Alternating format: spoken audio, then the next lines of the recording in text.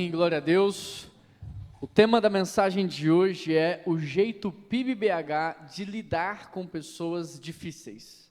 Nós vamos aprender hoje como lidar com pessoas desafiadoras a partir da palavra de Deus. Todos nós estamos cercados de pessoas difíceis, seja no nosso ambiente de trabalho, seja dentro de casa, pessoas que carregam o nosso sobrenome, seja no ambiente acadêmico. Todos nós estamos cercados de pessoas difíceis e o cristão, ele precisa ter maestria em como lidar com as pessoas. Nós temos como exemplo e referencial Jesus Cristo, o maior líder que já existiu, e ele foi perfeito na maneira como ele lidou com pessoas desafiadoras, pessoas que negaram, pessoas que traíram ele, e nós queremos aprender com Jesus, porque no reino de Deus, pessoas difíceis não são um teste, são um campo aonde Deus mede o seu coração. No reino de Deus, pessoas difíceis é um campo aonde Deus avalia a pureza, a saúde e a maturidade do seu coração. E para isso, abra sua Bíblia comigo em Lucas capítulo 6, verso 33. Você que está participando de casa, seja muito bem-vindo, que Deus fale muito ao seu coração. Você que está no YouTube, na TV Rede Minas, que Deus possa falar ao seu coração. Mateus 6, verso 33, o texto ele diz assim: E se fizerem bem aqueles que lhe fazem bem, que recompensa vocês receberão? Até os pecadores fazem isso. E se emprestarem àqueles de quem esperam receber, que recompensa terão? Até os pecadores emprestam aos pecadores, esperando receber de volta a mesma quantia. Amem, porém, os seus inimigos, faça o bem, empreste a eles, sem esperar receber nada em troca. Então a recompensa que vocês terão será grande. E vocês serão filhos do Altíssimo, porque Ele é bondoso para com os ingratos e maus. Sejam misericordiosos, assim como o Pai de vocês é misericordioso. Não julguem e vocês não serão julgados. Não condenem e não serão condenados. Perdoem e serão perdoados. Deem e lhes será dado. Uma boa medida, calcada, sacudida e transbordante será dado a vocês, pois a medida que usarem também será usada para medir vocês. Feche os seus olhos mais uma vez e peça ao Espírito Santo de Deus que ministre ao seu coração. Peça a Deus que fale com você, peça a Ele que ministre uma palavra que vai modelar a sua mente, o seu comportamento, vai te capacitar no dia a dia. Pai, nós estamos aqui como família, como igreja, como corpo de Cristo, e nós queremos aprender, Deus, a amar as pessoas como o Senhor ama. Nós queremos, Deus, aprender a nos relacionarmos com as pessoas como o Senhor se relaciona conosco. Nós queremos aprender, Deus, a ter a mente de Cristo, o coração de Cristo, a falar como o Senhor fala, a interpretar como o Senhor interpreta. Deus, nos ajuda, nos capacita para que sejamos especialistas em pessoas, para que sejamos bons em lidar com pessoas, principalmente aquelas que são desafiadoras, ó Pai.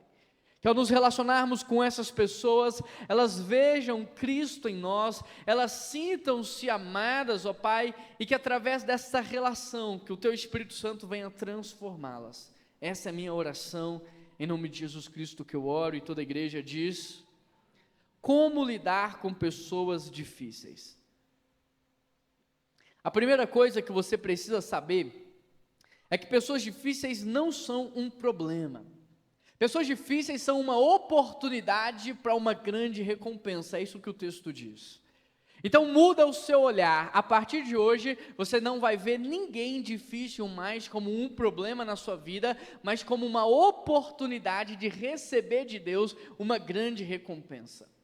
A única forma que tem de você agir errado em relação à recompensa que Deus promete, é quando Ele não promete. É quando Ele diz que você tem que fazer algo, não promete uma recompensa e você faz só pensando no que Ele pode fazer. Agora, quando a Bíblia promete, quando a Bíblia fala da recompensa, não tem problema você querer a recompensa. Afinal de contas, quem é que não gosta de ser recompensado? Quem é que não gosta de receber um prêmio? Quem é que não gosta de ser abençoado? E aqui há uma grande recompensa sendo prometida. É o próprio Jesus Cristo falando. Então, grava isso no seu coração. Pessoas difíceis não são um problema, pessoas difíceis são uma oportunidade para você ser recompensado. Como lidar com pessoas difíceis? Eu vou apresentar para vocês o jeito bíblico, mas também o jeito que a gente tem tentado praticar aqui na PIBBH, para você sair daqui hoje e já exercer isso dentro da sua casa, na sua família, com seus vizinhos, no ambiente onde você trabalha. E a primeira coisa que você precisa fazer é amar de forma bíblica. Pastor, por que amar de forma bíblica? Por que você acrescentou aí de forma bíblica? Porque muito do amor que a gente pratica não é bíblico, não é cristão.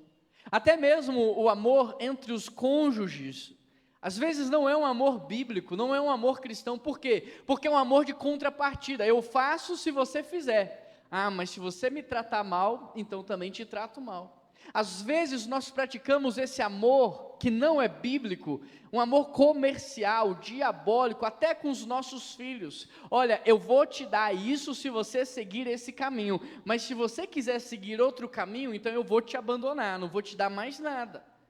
Mas o amor bíblico é um amor divino, unilateral, amor que dá sem esperar receber. Um amor que não se preocupa com o que vai ser retribuído, ele só se preocupa em manifestar. E é isso que Jesus está dizendo: amem, porém, os seus inimigos. Agora, o que tem que ficar claro é que amar é diferente de gostar. Por isso a Bíblia não disse goste do seu próximo. A Bíblia não disse goste do seu inimigo, ela disse ame. Porque amar tem a ver com afinidade, gostar tem a ver com afinidade. Gostar tem a ver com preferências, gostar tem a ver com sentimento, gostar tem a ver com emoção. Eu gosto de quem tem as mesmas afinidades que eu. Eu gosto de quem toma café, por exemplo, sem açúcar. Quem é do time do sem açúcar aqui? Não, né? Eu gosto de quem coloca ketchup na pizza. E foi muito bom voltar para Minas Gerais, porque no tempo que eu estava em São Paulo, aquilo era uma ofensa. Eu gosto de quem molha o pão no café com leite. Quem gosta de molhar o pão com café com leite? Olha, muita gente gosta. Eu gosto de vocês, gente. Eu gosto de quem é cruzeirense. Quem é cruzeirense aí? Quem é atleticano? Americano. Os outros times não importam. Agora, isso é gostar, gente. Agora, amar não tem nada a ver com isso. É por isso que a Bíblia diz: ame o teu inimigo.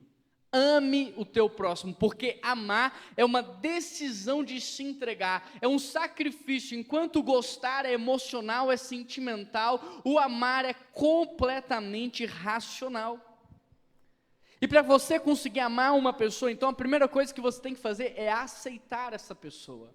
Mas não no sentido de ser conivente com o erro dela, não no sentido de potencializar o pecado dela, aceitar no sentido de não gerar expectativas sobre ela. Porque tem gente que diz assim: não, fulano é mau, mas ele não vai ser mau comigo, porque eu sou diferente das outras pessoas. Fulano bate boca com todo mundo, mas comigo ele não vai bater boca, eu sou diferente. A gente não pensa assim? Porque a gente gera expectativas. Então, aceite as pessoas no sentido de não gerar expectativa. Tem gente que é boa? É. Tem gente que é ruim? É, e ponto. Tem gente ruim no mundo. Tem gente maldoso no mundo e eu preciso aceitar. Então eu vou amar independente de quem o outro é. Eu vou ajudar, eu vou de alguma forma cuidar independente de quem ele é ou do que ele faça. Tem gente que fala assim: olha, fulano, lá no fundo do fundo, fulano é bom. Mas gente, não existe isso. Que a Bíblia fala o seguinte, que a boca fala o que está cheio o coração. Então, se lá no fundo fulano é bom, ele também deveria ser bom no raso, ele também deveria ser bom na superfície, porque a Bíblia fala que a boca transmite o que está cheio o coração dela. Então, se o coração dela é bom, a boca também tinha que ser, as palavras também tinham que ser. Não existe alguém meio bom, não, ou a pessoa é boa ou não é. E ponto. Tem gente que é ruim, tem gente que tem maldade no coração, tem gente que quer o mal dos outros, sim. E aqui Jesus compara essa pessoa ruim como um inimigo. E o inimigo é alguém que não gosta de você. O inimigo é alguém que não quer te amar. O inimigo é alguém que toda oportunidade que tem, ele subtrai o seu valor, subtrai a sua identidade. O inimigo é alguém que às vezes vai até agir para puxar o seu tapete, para, sei lá, pegar o seu emprego. Lucas descreve aqui, a partir da fala de Jesus, essa pessoa ruim como uma inimiga. E, ou seja, enquanto uma pessoa boa é aquela que mesmo não gostando ela ama, que mesmo não gostando ela cuida, que mesmo não gostando ela protege, uma pessoa ruim, um inimigo, é alguém que não gosta e também não quer amar. E porque não gosta e não quer amar, vai falar mal, vai apunhalar, vai puxar o tapete, vai programar o mal contra aquela pessoa. E diante disso eu devo refletir, porque se eu sou uma pessoa que gosta de alguns, mas não quer amar todos, pode ser que eu seja essa pessoa ruim que o texto está falando. Preste atenção. Se você é alguém que gosta de alguns em detrimento do outro, até aí não tem problema. Mas se você não quer amar o teu próximo, não quer amar os teus inimigos, como consequência natural, você vai ser alguém que vai falar mal. Você vai ser alguém que às vezes vai agir subtraindo a identidade, o valor dele. Pode ser que a pessoa difícil, então, não seja aquele que trabalha com você, mas você que trabalha com ele.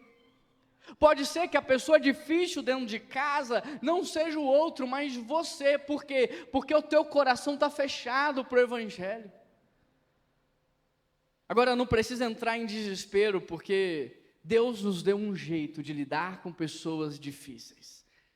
Deus nos deu uma forma que é bíblica de lidar com pessoas difíceis, e nós estamos aqui, vocês para me acolherem, eu para acolher vocês, e juntos para a gente se afiar e nos tornarmos filhos maduros. Perceba a progressão de Jesus. Ele não está falando de um amor romântico, ele não está falando de um sentimento, de uma emoção, ele está falando de uma razão, de uma entrega, de uma postura. Amar é você ajudar o outro, independente de quem ele é. Se ele precisa de ajuda, eu estou aqui. Se ele precisa de alguém para potencializá-lo, eu estou aqui. Fazer o bem é transformar toda a teoria em prática, todo conceito em algo palpável. Fazer o bem ao inimigo é quebrar a cadeia da reação moral, porque o nosso mundo ele funciona a partir da reação e do reflexo. Bateu, levou. Feriu, vai ser ferido. O nosso mundo ele trabalha na perspectiva da reação, mas nós, filhos de Deus e cristãos, nós não podemos ser pessoas reativas. Nós temos que ser pessoas ativas. Você tem que se preparar para a traição, e não só se preparar, mas se preparar para a maneira como você vai lidar com ela. Você tem Jesus na ceia molhando o pão e apontando o traidor com um gesto de carinho, dizendo: eu me importo com você. Você tem que se preparar para lidar com aqueles que vão te perseguir. Porque se você não prepara, quando acontece você é reativo, mas quando você se prepara e acontece, você já sabe o que tem que fazer, o que tem que falar. Jesus está dizendo: o amor do reino não é resposta ao mérito de ninguém. O amor de Deus não é resposta ao merecimento de ninguém. O amor de Deus é reflexo do caráter dele. Por isso Jesus não está aqui dizendo: olha, sinta coisas bonitas em relação aos teus inimigos, diga palavras encantadoras. Não, ele está dizendo: ame o teu inimigo. Como? Faça o bem por ele. Agora a pergunta não é: será que ele merece o meu amor? A pergunta é: eu sou filho de quem? A pergunta não é: será que essa pessoa merece o bem que eu vou fazer? A pergunta certa é: eu sou filho de quem? Quem habita em mim? Qual é a normativa da minha vida? O que que eu aprendo com o reino dos céus? Se você observar Jesus aqui nesse ensino, ele liga esse amor prático, palpável aos inimigos, à nossa filiação. Ele liga esse amor à nossa identidade, porque ele diz: se vocês fizerem isso, vocês serão filhos do Deus Altíssimo. Quem é filho do Pai, precisa parecer com o Pai. Quem é filho do Pai, precisa ter o DNA do Pai. E o Pai nos amou quando nós estávamos lá, no lamaçal do pecado. O Pai nos amou quando nós estávamos fabricando ídolos, e Ele programando o envio do Seu Filho. O Pai nos amou quando nós estávamos ali chicoteando o Seu Filho, cuspindo na sua face, e Ele dizendo: continua. Mesmo quando o Filho disse: Pai, se possível, afasta de mim esse cálice, o Pai disse: continua, meu filho. O amor de Deus não é fruto do nosso merecimento, é fruto do Seu caráter. Por isso, se você foi salvo por Jesus Cristo, se o Espírito Santo de Deus habita em você, se você é filho de Deus, você não pode mais escolher quem você vai amar e quem você não vai amar. Você precisa amar o teu próximo, e o teu próximo são todos que estão ao seu redor. Você precisa amar, principalmente de acordo com a Bíblia, os teus inimigos. Como? Não é falando palavras bonitas, é servindo, é sendo bondoso na vida dele. Qual o jeito PIBBH de lidar com pessoas difíceis? Amando e fazendo bem. Em segundo lugar, sejam misericordiosos. Assim como o Pai de vocês é misericordioso. Não julguem e vocês não serão julgados. Não condenem e não serão condenados. Perdoem e serão perdoados. Queridos, quem vive julgando os outros se prepara para viver debaixo de um peso. Quem vive julgando os outros está se preparando para viver debaixo de um peso. No versículo 35, Jesus nos mostra a prática desse amor. Seja bondoso, faça bondade, sirva, cuide, proteja, potencialize, reparta. Agora no verso 36, Jesus revela a fonte desse amor, e a fonte é a misericórdia do Pai. A palavra-chave dessa perícope é assim como, ou seja, o padrão deste amor, o padrão desta bondade, o padrão do meu perdão, o padrão da compaixão, não é a cultura vigente, não são os pensadores da internet, não é o meu trauma, a minha ferida, não é o meu temperamento, não é o padrão sociológico, antropológico, filosófico, não, o padrão é a misericórdia do Pai, é o padrão, é o amor do nosso Deus, o padrão é a cultura dos céus. Sejam misericordiosos, assim como o Pai de vocês é misericordioso. Na mesma medida, na mesma proporção, na mesma intensidade, aqui é algo que nos choca, porque de acordo com esse texto, eu não meço a misericórdia do meu coração comparando ela com a misericórdia do coração do outro. Eu não meço a misericórdia do meu coração comparando ela com a misericórdia do mundo. Eu meço a minha misericórdia comparando com o caráter do meu Deus. Porque quando eu comparo a minha misericórdia com a cultura do mundo, opa, eu estou bem. Quando eu comparo a misericórdia do meu coração a quem está do meu lado, pode ser que eu esteja bem, mas quando eu paro para olhar a misericórdia do meu Deus, como eu preciso crescer, como eu preciso melhorar, como eu estou longe de me parecer com Ele. Por isso, queridos, preste atenção nisso, o chamado a amar o teu inimigo é um chamado à identidade, é um chamado à filiação, e o chamado à misericórdia é um chamado à semelhança divina. Quando Jesus diz, ame o teu inimigo e seja misericordioso, Ele está dizendo, haja como um filho de Deus, e se pareça com um filho de Deus. Quando somos misericordiosos, isso é consequência de uma identidade bem resolvida e de uma vida de santidade. Quando conseguimos exercer misericórdia, isso é consequência de alguém que sabe que é filho ou uma filha de Deus e alguém que se parece com Ele. Ou seja, essa misericórdia não é você ter dó, essa misericórdia não é você ter pena, Essa misericórdia é você agir com compaixão diante da miséria do outro. Ele está ali te ofendendo, te ferindo, ele está na miséria, porque cada um só dá aquilo que tem. Amor ninguém improvisa, você só pode dar se primeiro recebeu. Então, se alguém está destilando veneno contra você, ele está dando o que está cheio o coração dele. Então, diante da miséria em que ele vive, eu vou agir para socorrê-lo. Como é que eu posso te erguer, meu irmão? Como é que eu posso te erguer, minha irmã? O que você precisa? Você precisa de tratamento psicológico? Você precisa de acompanhamento pastoral? Você precisa de discipulado? O que você precisa de cura em relação ao seu passado? Me diz, eu estou aqui para te ajudar. A compaixão não é pena, a compaixão não é dó, é você se mover em direção à miséria do outro. Pense, por exemplo, num prontuário médico. O médico maduro, o médico experiente, ele olha para a doença, mas ele trata a pessoa.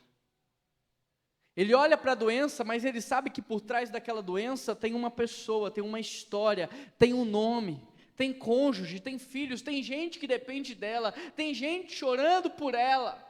Então, quando ele vai tratar a doença, ele leva em consideração tudo isso. Deixa eu ser mais cuidadoso, deixa eu ser mais cauteloso, deixa eu ser mais preciso, porque qualquer problema aqui pode castrar uma família. Mas o médico imaturo, inexperiente, ele olha para a doença e ele se esquece que tem uma pessoa.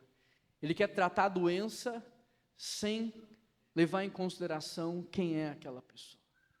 E às vezes, agindo assim, ele vai cometer algum tipo de erro, que vai castrar uma família inteira, porque ele não levou em consideração, que por trás daquela doença tinha um nome, por trás daquele nome tinha uma história, por trás daquela história tinha um significado, tinha gente que era dependente dele.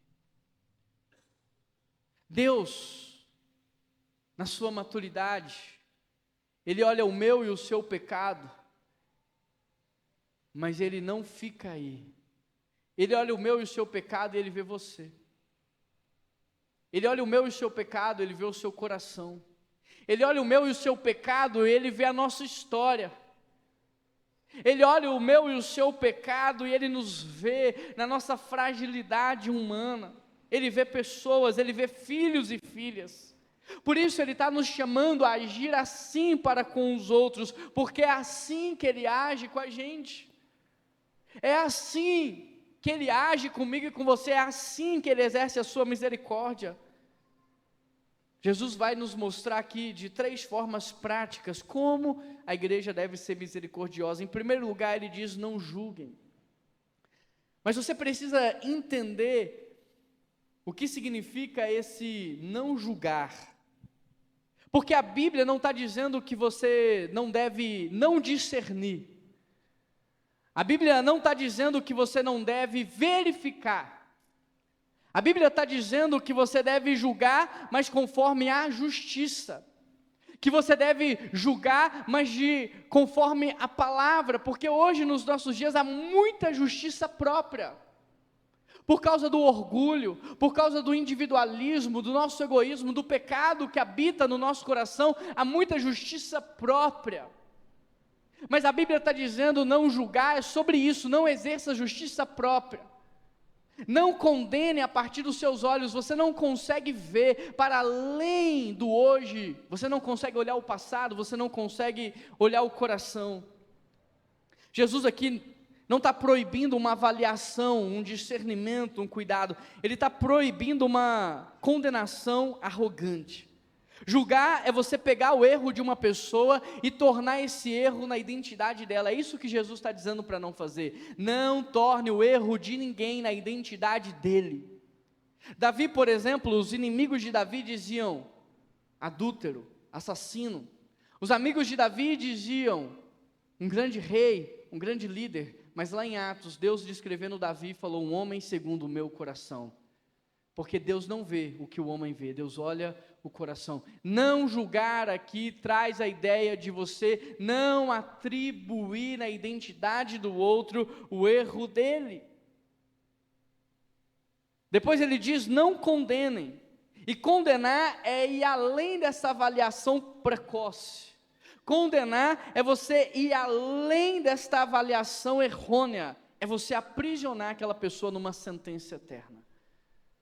Se ela mentiu, é mentirosa. Se ela traiu, é traidora. Não aprisione ninguém ao erro dele. Não julguem, e agora ele diz: não condenem.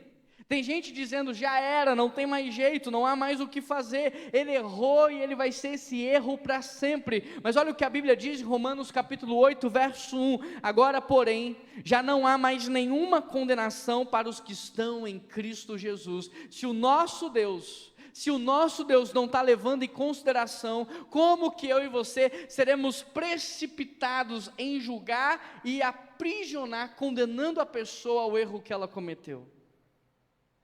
E ele continua dizendo: então perdoem. Se não é para condenar, se não é para você julgar, é para fazer o quê? É para você perdoar.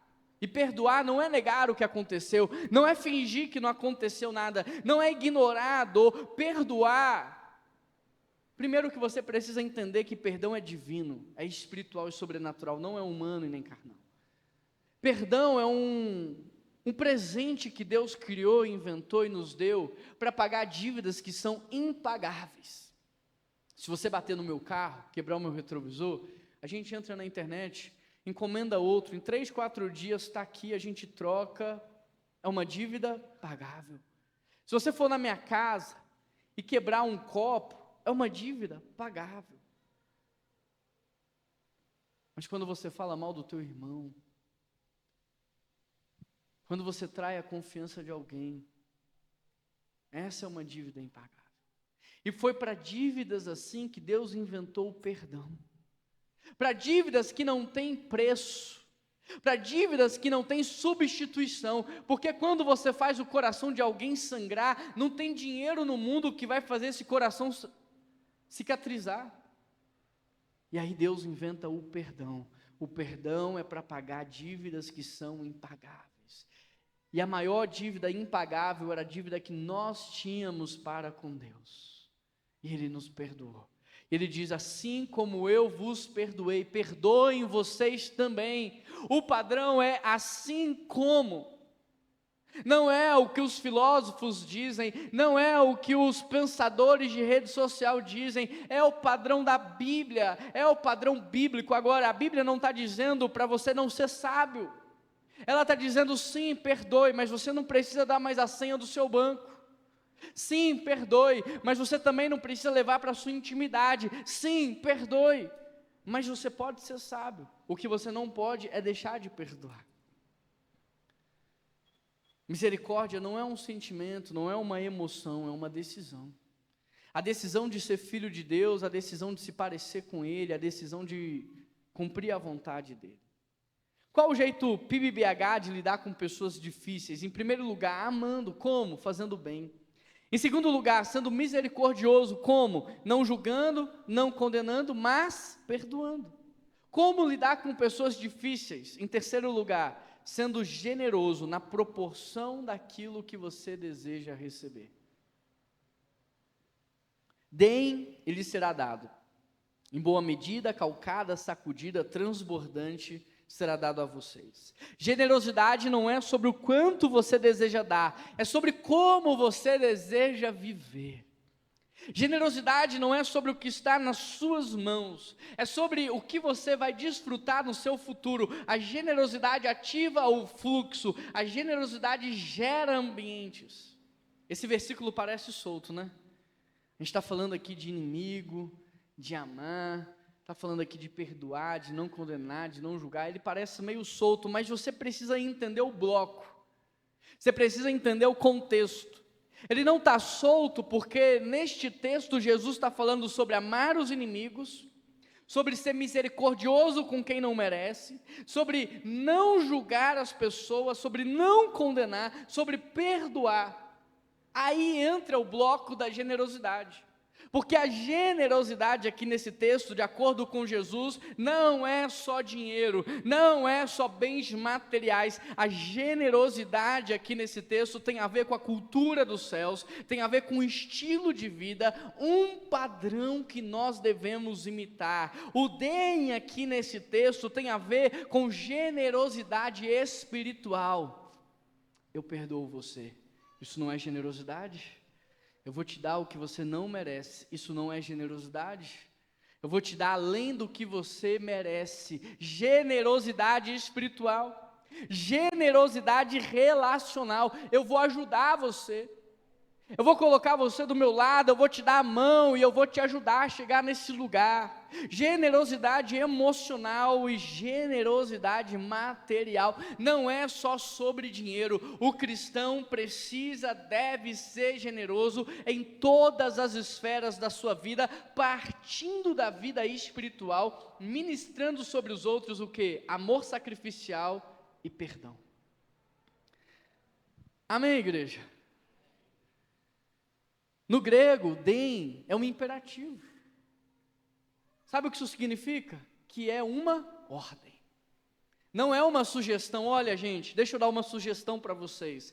Quando encontrar alguém difícil, não é uma sugestão. Não é opcional.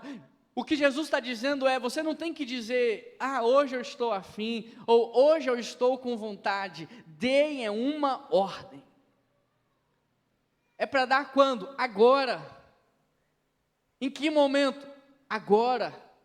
É quando eu estiver bem? Não, é agora. No reino, generosidade é uma expressão da natureza divina em nós. No reino, generosidade expressa quem nós somos, quem habita em nós, de onde nós viemos e para onde nós vamos. A generosidade não pode nem deve ser fruto da emoção. Não pode nem deve ser fruto do sentimento. A generosidade é fruto da razão. Eu sou filho de Deus, que detém todo o poder, que tem toda a abundância, e Ele me fez para ser canal. Quanto mais eu perdoo, mais perdoado eu sou.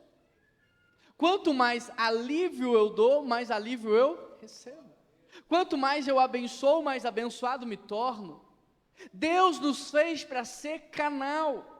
Por isso ele usa aqui a figura de um mercado, porque quando você ia no mercado comprar cereal, comprar grãos ou farinha, o vendedor ele podia medir o produto num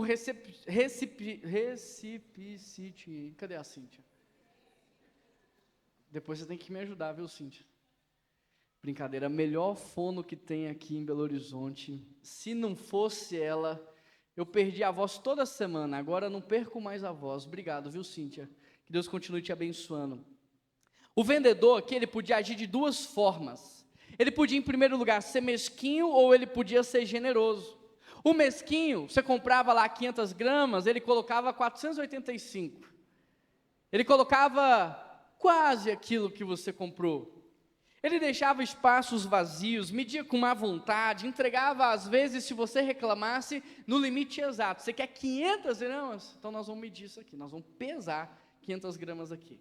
E o vendedor generoso, ele colocava em boa medida, apertava, acho que cabe mais. Ele sacudia o pacote para preencher os espaços vazios, e ele completava até quase transbordar. Eu não sei se você já teve a experiência ou não de vir aqui no centro da cidade comprar uma vitamina. Alguém já tomou vitamina aqui numa lanchonete? E aí você tem dois tipos de experiência. Você tem aquela experiência que você compra a vitamina lá, um copo de 500 ml, e o cara faz isso, ele coloca 485 ml. E o engraçado é que ele bateu lá e sobrou, e você ficou de olho no que sobrou. Você não levantou a mão, mas você está rindo, porque você já viveu isso. Mas você tem um outro vendedor que é o seguinte, você compra lá o copo de 500 ml, aí você comprou uma vitamina de frutas, ele pôs fruta, pôs leite ninho, você está vendo aquilo tudo ali, está dando até água na boca, ele bate, depois ele põe no copo, enche o copo até praticamente transbordar, você pega rapidinho, já leva na boca, porque senão derrama, e ainda ele fala assim, toma porque tem Meu Deus, isso é um momento bom da vida, não é? Quando ele fala assim, pode tomar que eu vou colocar aqui o restinho para você. Jesus está dizendo, assim é o nosso Deus. Jesus está dizendo, assim é o nosso Deus, Ele não faz nada de qualquer maneira, Ele não entrega nada no limite, Ele sempre faz mais. Boa medida aqui no texto significa justiça.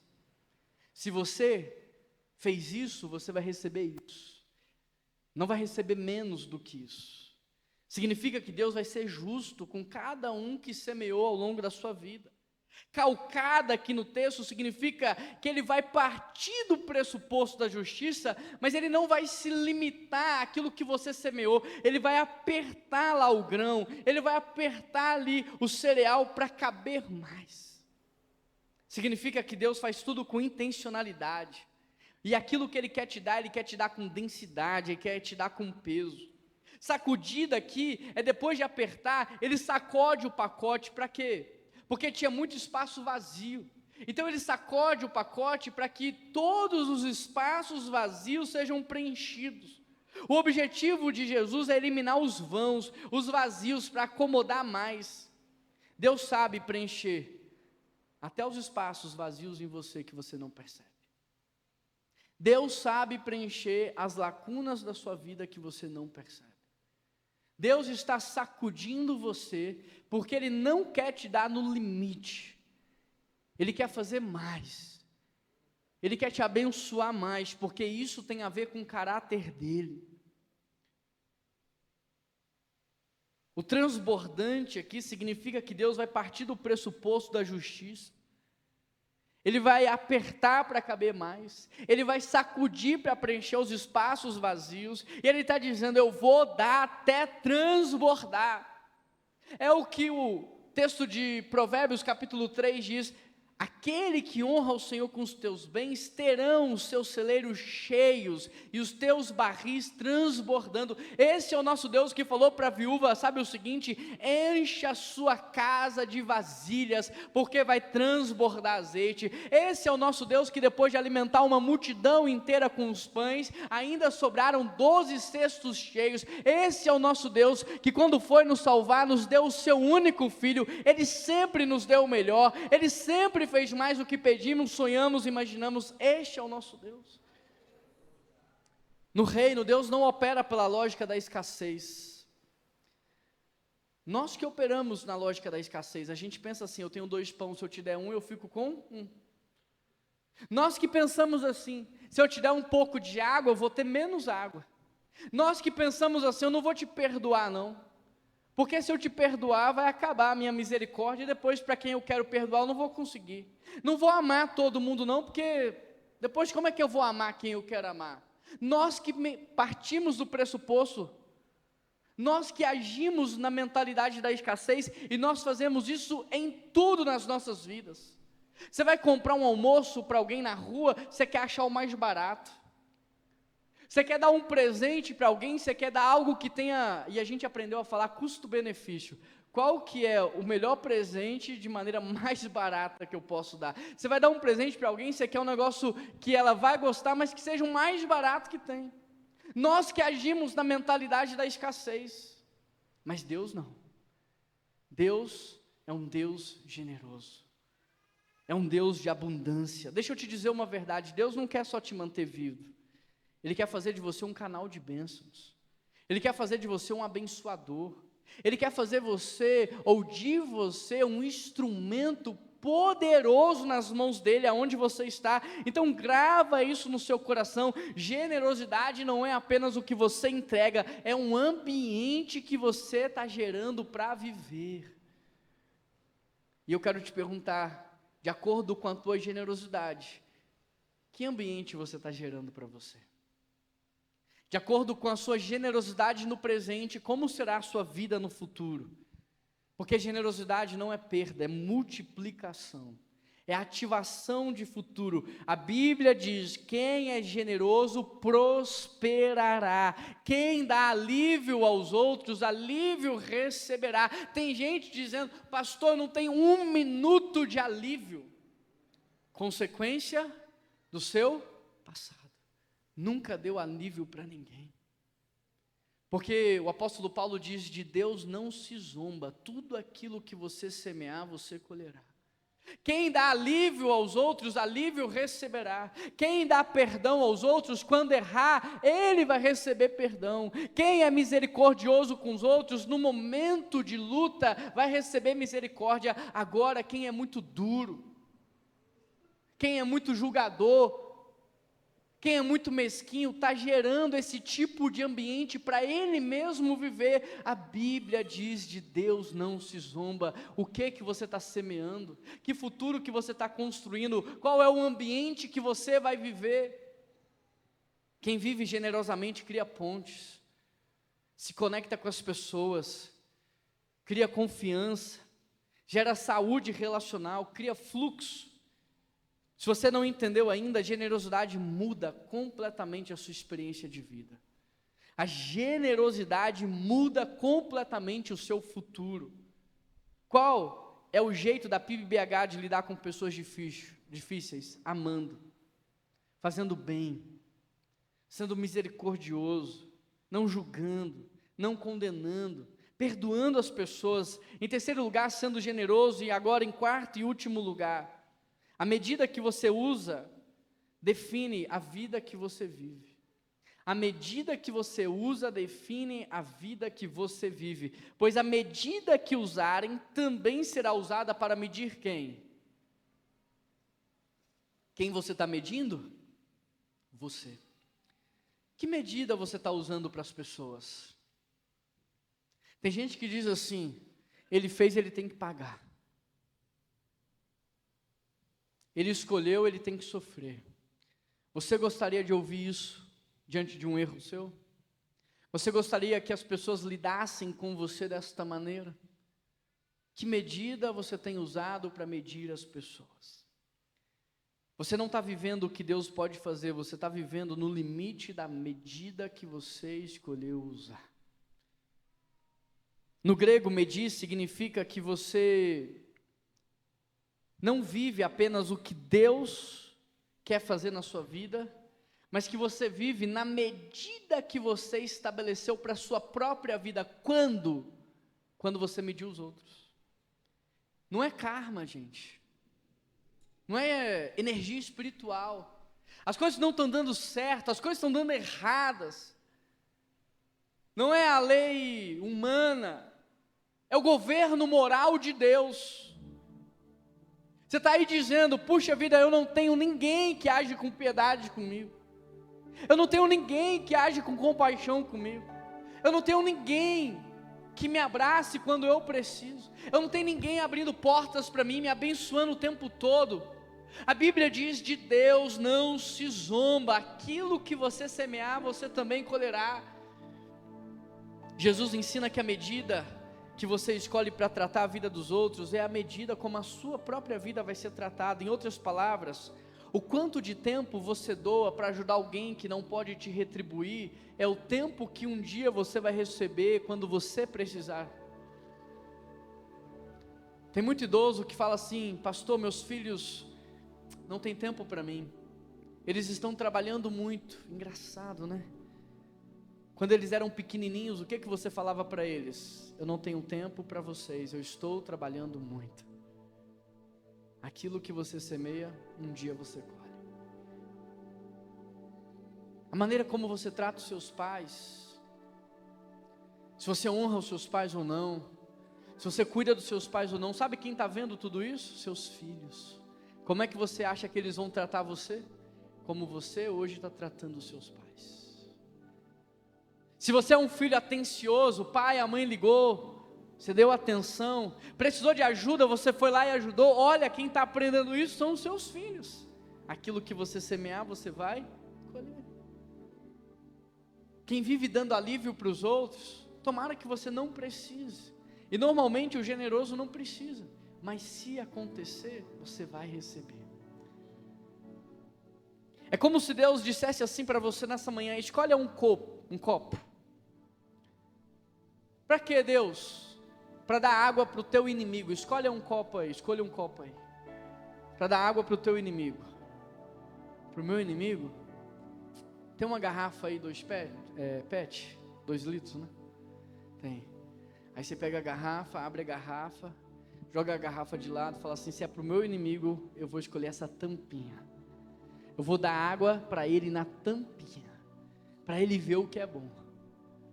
Só que o que você não sabe é que aquele copo que você escolheu é o copo que você também vai se saciar. É o copo que você também vai beber. Deus nunca disse assim: olha gente, eu tenho problema com água, tem pouca água, então escolhe pouco porque não tem água. Ele nunca disse isso. Ele só falou para você: escolha o copo.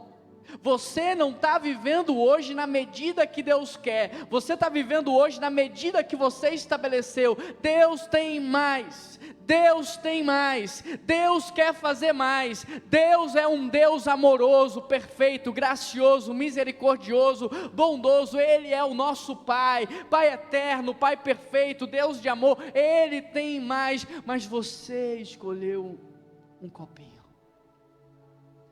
porque era para o teu inimigo. A medida que você usa para medir os outros é a medida que você vai viver.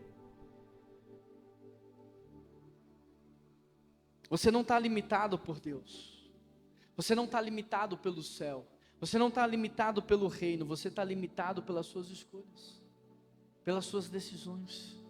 Então a pergunta não é o que Deus pode fazer nessa manhã, a pergunta não é se Deus pode me dar um emprego, a pergunta não é se Deus pode abrir portas, a pergunta não é se Deus pode me curar, a pergunta não é se Deus pode me abençoar financeiramente, a pergunta não é se Deus pode me abençoar com um relacionamento, a pergunta é: qual medida eu estou usando?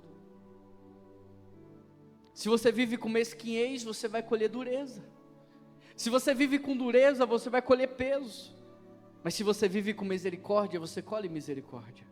Se você vive com generosidade, você colhe prosperidade. A semente que sai na sua mão revela o tamanho do mundo que você vai viver. Quantas sementes saem da sua mão revela o mundo que você está gerando, não só para você, mas para os teus filhos e os filhos das tuas filhas viverem. Tem gente aqui que é como Ló, está vivendo uma bênção por causa de Abraão, porque está do lado de alguém que é extremamente abençoado por Deus, mas se sair do lado de Abraão, vai deixar de viver. Agora você acha que Deus tem isso para você? Não. Ele também ama você, Ele também te escolheu como filho, Ele também te escolheu como filha, Ele também quer te abençoar. Então a pergunta não é se Deus pode ou não pode, a grande questão é: Deus, eu preciso mudar, eu preciso assumir a postura de filho, e eu preciso entender que o Senhor é o Pai, eu preciso entender que eu só vejo aquilo que as pessoas permitem que eu veja, mas o Senhor vê o coração. Eu só sei do hoje, do agora, o Senhor sabe do amanhã. Quem sou eu para não obedecer a tua palavra? Quem sou eu para me rebelar contra a tua palavra? Quem sou eu, meu Pai? Me perdoa, Senhor, porque o meu papel é amar, é fazer o bem, é não julgar, é não condenar, é perdoar, é ser generoso. Quer viver leve? Para de julgar, libere perdão sobre as pessoas. Quer viver provisão? Seja generoso. O jeito PIB-BH de lidar com pessoas difíceis não é evitar essas pessoas. Se elas te procurarem, você está aqui. Não é retribuir o mal com o mal. Você não fala comigo, eu não vou falar com você. Você me ofende, eu vou te ofender. Você fala mal de mim, eu vou falar mal de você. Não é ignorar. O jeito PIB-BH, o jeito bíblico de lidar com pessoas difíceis é amar de maneira sacrificial, é perdoar como o Pai nos perdoou, é servir e é transbordar. Mas pastor, eu vou parecer bobo. Mais vale um bobo no céu do que um esperto no inferno. Pastor, vão me chamar de bobo, eu prefiro ser um bobo abençoado do que um esperto que vive na escassez. Eu prefiro ser um bobo alegre, feliz, entusiasmado, celebrando a vida, vivendo o sobrenatural, do que ser um esperto triste, sozinho, vivendo uma vida de solidão. O mundo pode até te chamar de bobo, mas você intencionalmente tem que escolher: eu prefiro ser um bobo feliz, um bobo cheio da presença de Deus, um bobo que quando as pessoas olham, elas dizem assim: eu vejo Jesus em você. Porque tem gente que vive de tal maneira que não parece com Jesus, parece mais com o inimigo, parece mais com o chifrudo. Tem gente que não parece que está vivendo no reino de Deus, porque ele pratica mais a cultura do reino das trevas, olho por olho, dente por dente, vingança, maldade. Isso não é valor do reino de Deus, gente. Quem é o teu mestre? Quem é o teu Senhor? Como ele viveu nessa terra? Ele apontou o traidor com um pedaço de pão molhado, dizendo: eu me importo com você, eu amo você. Ele poderia ter feito um raio cair do céu na cabeça de Judas antes que ele o traísse, mas ele não o fez. Ele disse: é isso que você quer fazer? Vai, faz depressa. Pedro quebrou toda a confiança de Jesus. Jesus poderia ter falado assim: deixa ele para lá, deixa ele lá pescando, passando a madrugada inteira sem pegar nada, deixa ele lá. Mas Jesus foi até ele, restaurou a relação, restaurou a confiança, restaurou o ministério, potencializou Pedro, e Atos diz que depois até a sombra de Pedro estava impactando a vida das pessoas. Talvez hoje Deus não queira falar sobre as pessoas difíceis que estão ao seu redor. Talvez hoje Deus queira falar com a pessoa difícil que você se tornou, porque você não quer amar, você fechou o coração, você não quer perdoar, está com o coração duro.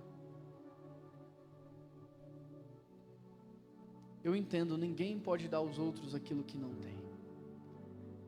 E é por isso que nessa manhã, Deus não chamou aquela pessoa difícil para vir aqui. Ele me chamou, e Ele chamou você.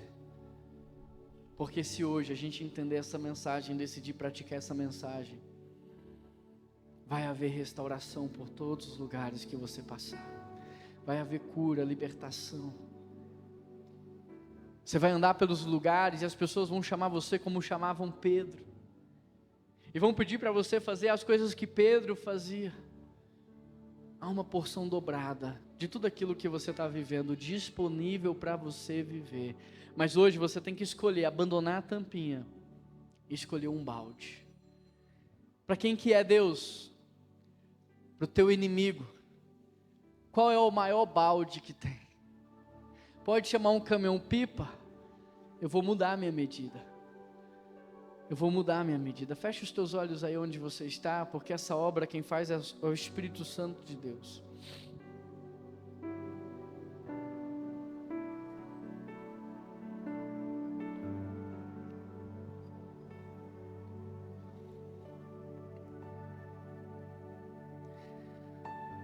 Deus falou com você nessa manhã. O que é que você pode responder para Ele?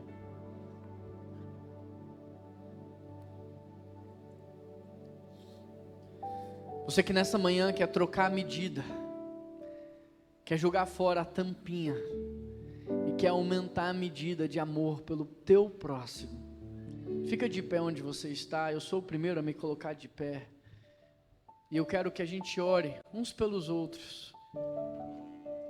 Você vai fechar os teus olhos e você vai orar pela nossa igreja, para a gente aumentar a medida da igreja, para a gente ser uma igreja que ama ainda mais. Hoje eu fiquei tão feliz de ver o Connect Out lá fora, amando as pessoas lá fora, servindo as pessoas lá fora, repartindo lá fora. Eu fiquei tão feliz, mas a gente pode fazer mais.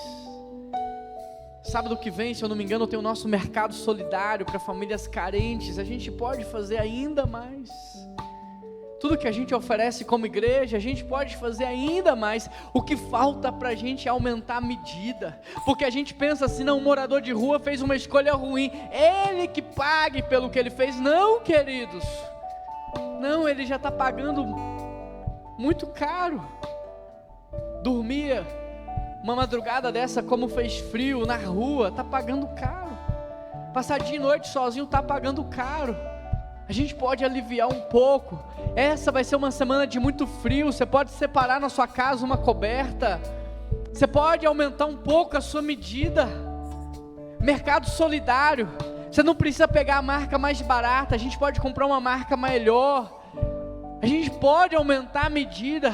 Quantas vezes que é para perdoar? 7? Não, 70 vezes 7. A gente pode aumentar a medida. Mas pastor, será que eu não vou parecer um bobo? Não tenha medo de ser um bobo aprovado por Deus. Não tenha medo de ser um bobo que Deus olha e fala, eu me alegro nele, eu tenho orgulho dele. Não tenha medo, porque a Bíblia diz, humilhai-vos e ele te exaltará. Deus não exalta quem foi humilhado, Deus exalta quem escolhe se humilhar.